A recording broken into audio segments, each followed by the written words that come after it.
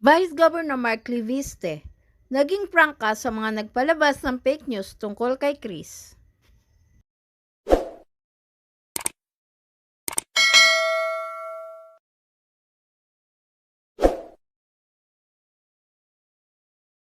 Hindi na napigilan ni Batangas Vice Governor Mark Cliviste na mag-react sa fake news na kumalat tungkol kay Miss Chris Aquino. Prangkang sinagot ni Vice Governor Mark ang kumalat na fake news na di umano ay sumakabilang buhay na ang actress host na si Chris.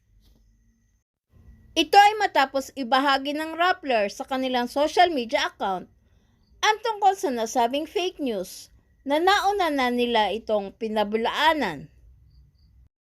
Has Chris Aquino died? This is false. On January 8, her attending nurse Mike Alayon shared a photo with Aquino on his Facebook account. There are also no official news reports confirming the claim. Chris Aquino is alive.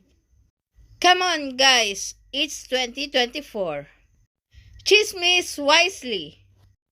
Chris Aquino continues to be a prime target of constant death hoaxes, with Rappler debunking yet another of these rumors circulating online. #FactsFirstPH. Sa comment section na nasabing post, tahasang sinabi ni Vice Governor Mark na si Chris ay buhay na buhay at magkasama umano sila.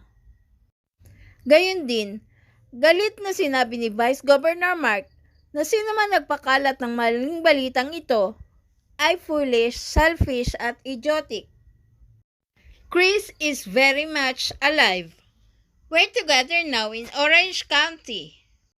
Whoever came up with this fake / false news is foolish, selfish and idiotic. Dagdag pa ni Vice Governor Mark, nagpapasalamat siya sa Diyos na buhay si Chris at ginagawa niya ang lahat para siya ay gumaling sa kanyang sakit. Hinimok din niya ang lahat na sa halip na magpakalat ng maling impormasyon ay ipagdasal na lamang ang kalakasan at kagalingan ni Chris. Thank God that she's alive and trying her best to heal.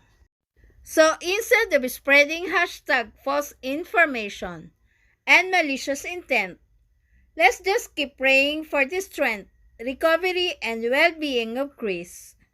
Please subscribe and hit the notification bell para ma-update kayo sa sunod na showbiz news.